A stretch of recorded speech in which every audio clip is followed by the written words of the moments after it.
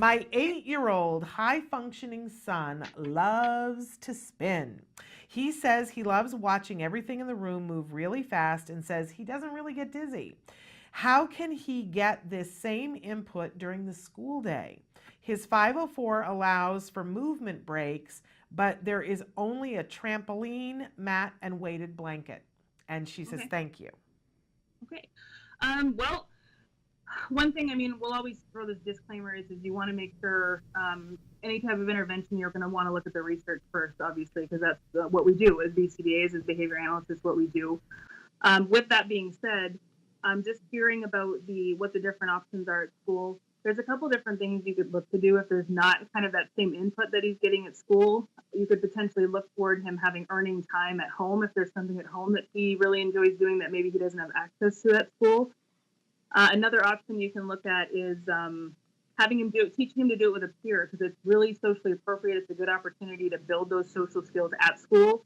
It would be much better for him to spin with somebody as opposed to just by himself, even if it's something that he really enjoys doing.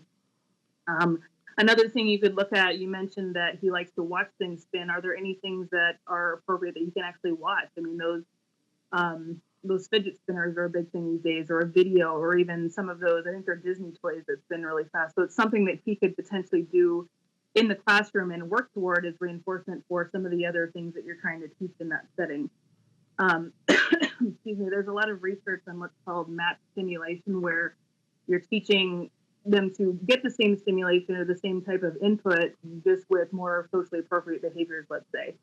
But those are just kind of some pretty simple suggestions. But of course, you always want to make sure you're addressing the right function of that behavior and why it's happening, but also making sure if it's something he loves, how can we accommodate him in that type of setting? I love all those answers. I think that's amazing. And it strikes me, since the school has a trampoline and a mat and a weighted blanket, that there's probably an OT somewhere around there. And maybe the OT has a budget that every year they're ordering something, or if not, I know we've donated things before. And, Yep. and maybe something like it could be as simple as those, I don't know, they must still make them, right? The things that were called sit and spins. Oh, sure. Yeah, absolutely. Right? And they don't take up a whole lot of space, and it's probably a Mm-hmm. $20 item that you can get Yep. on Amazon and donate it to the school and say, here's my kid's sit and spin. Right. But I also love the idea I love that you suggested having him do it with a peer. What a Yep. wonderful way for him to connect with somebody else. And Mm-hmm. eventually, we always tell the story here on the show about Temple Grandin and how Temple still talks about that her favorite, most reinforcing thing in the world was spinning a metal plate on the end of her bed.